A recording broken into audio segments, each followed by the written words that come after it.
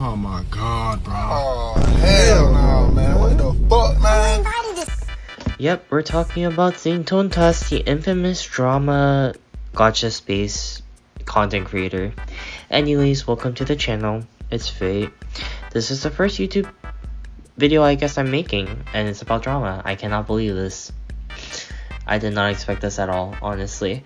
But anyways, I wanted to defend my game, Zenless Zone Zero. I think it's a fantastic game. The devs have been amazing, and Saint has been saying that there is issues when there's not really any issues present, so let's get into that.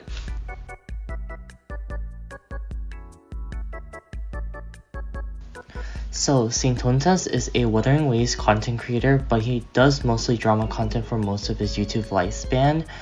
He has spoken on various gacha games and their bad practices. The main point of his channel is to basically shame companies that promote anti-consumer practices, which he claims that the Zenless Zone Zero team is promoting.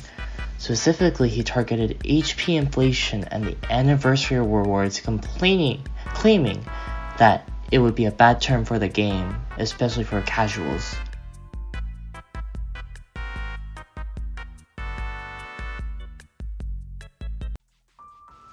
So in order for us to talk about why HP inflation is not an issue, we need to first talk about what kind of game Zenless Zone Zero is first of all, right?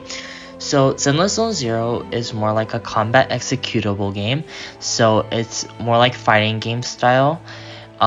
This resembles much more of the gacha space with PGR, Honkai Impact 3rd, those types of game, rather than the turn-based, the open world, the card game kind of aspect of gacha genre. So with this in mind, the game of Zenless Zone Zero has been progressing quite some time now, and there's a lot of changes that have gone throughout the game, and I'll list all the reasons why the HP inflation is not an issue. So let's get to the first reason.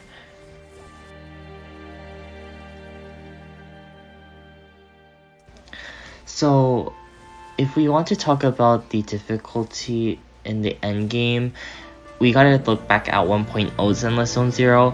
1.0 Zenless Zone Zero was extremely easy to the point where basically anything, like any team, like whatever pairing you want to do, you can clear with whatever you want. The difficulty was super duper easy, and that's partially the reason why HP had to inflate, is because it was so easy at a base level that they needed to increase the level of difficulty to match the current standard.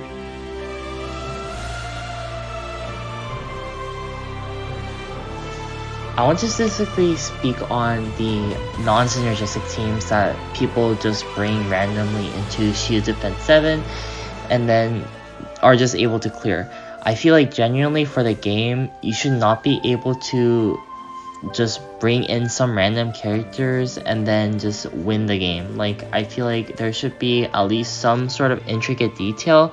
Like, let's say you use Hugo, so you would use Lycan or Lighter to pair well with them to boost your damage. I feel like if you did something like Ellen, Zhou, Zhu Yuan, and then Qingyi, like all like at 3 at the same time, like I feel like you should not think you'll be able to clear with that team. Like, you should have some sort of intricate detail and thought into your teams before you enter the end game.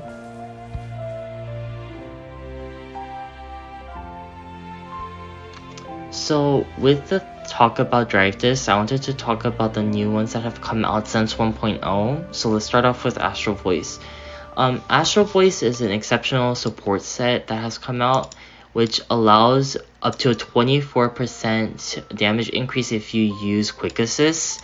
So obviously fantastic option now. So double support comp has now been viable since the addition of Astral Voice, because last time we were only allowed to use Swing Jazz, which only one character was able to use, so double support was not really prevalent. But with the addition of Astral Voice, Double support comps have been more prevalent nowadays, which is a very good thing. More team variety is an exceptional thing for this game as well. Branch and Blade Song, the 2-piece set is the best 2-piece set in my opinion for basically all crypt scaling units. I would say Woodpecker is, I guess, somewhat viable, but I would say Branch and Blade Song is typically what people go to anyways. Universal damage increase. Faithin's Melody is basically the set that boosted all anomaly agents because more faster procs, more damage, just a good set overall. And Shadow Harmony I would say is the least valuable, but it just comes to there not being enough Aftershock characters. So once there's more Aftershock characters, this value would go up. It's just when will that happen? And with that, we want to also talk about the new sets that are coming into 2.0. The Cloud Mist set is made for Yishuan. I would say it's not the most universal option right now because Yishuan's the only Rupture type unit, but more Rupture type units would probably utilize this set, so I won't be speaking about that. But there's a Mountain King set which looks phenomenal. It looks like the best thing that I've seen so far. Stunners have been in the backseat lately because of like support characters being able to overtake that slot, but this would solidify stunner characters to be in the meta finally, which is phenomenal. It's amazing. The crit damage that this would give is absolutely phenomenal. And this further proves that the difficulty needs to increase with accordance to the new additions of power scalings that are given to you.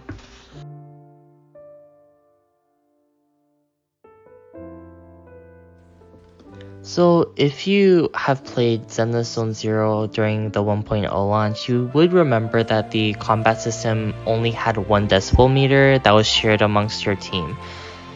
But this sooner or later got changed because of player feedback saying that we did not like this kind of like implementation of combat, because why would you put an ult kit for all the characters while only one character in your team would ideally use it, which being the attack unit that would maximize your DPS. So they have changed it since then, and it's a good thing. But with that buff to basically all the characters, we also needed a difficulty boost to match that.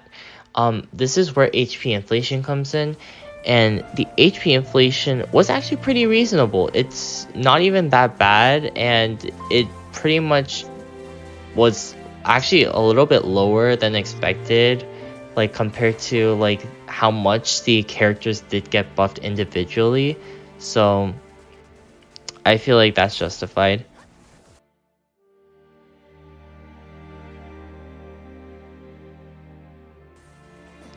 So my final point is time progression, as well as the confirmation of characters getting buffed, especially Ellen Joe for 2.0. So for time progression, I think it's self-explanatory. It has been already a year since the game has launched, and I feel it is warranted that people should have their characters built, and with that characters being built, then that means the difficulty has to get higher to match that match the power level of the characters. So that should be easy enough to understand. But the Zenless Zone Zero team has confirmed Ellen Joe's buff, which was really intriguing because no other Hoyoverse title has really reworked a character like this before, and this is a really good thing. Most people in the community have accepted this as like a general really good thing for players who owned Ellen, and this also sets a precedent for future characters to get buffed. And while people might say, oh, Ellen must have gotten buffed because she was falling out of meta and she like is unusable, no, she was definitely usable. She could clear content, but her use was really hard to make out because of how clunky her kit was, which that's why the dev team have actively changed the way that Ellen plays, which is phenomenal. It's a really good and also really dedicated dev team to in fact change a character's kit like that. But anyways, HP inflation is to warrant the meta at that time. So Ellen Joe is completely viable, but they're also buffing characters in order for them to not fall behind when the meta shifts to our newer meta.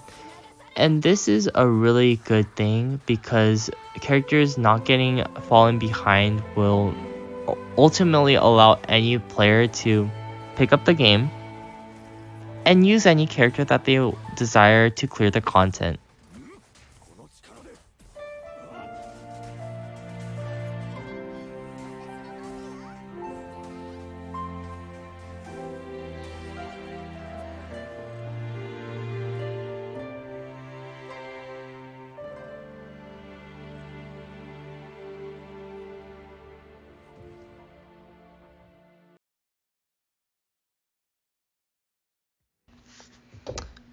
So for some concluding statements, first of all, Saintontas and Tectone, you probably had to apologize to the Zenless Zone Zero community for the ruckus you have brought, because this is actually the most stupid argument I've ever heard in my life. Like, why are you so desperate to basically promote your Wuthering Waves game and pound your competitor over? Like, just please leave us alone. Like, you're becoming the very people that you said that you didn't want to become, like the Genshin people.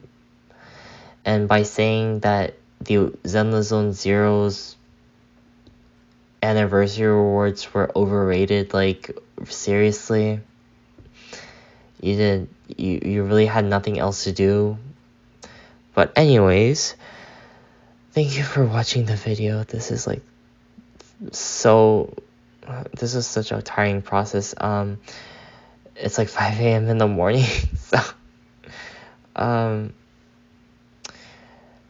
that's it. Thank you for watching my video. Please like, maybe subscribe. I don't know.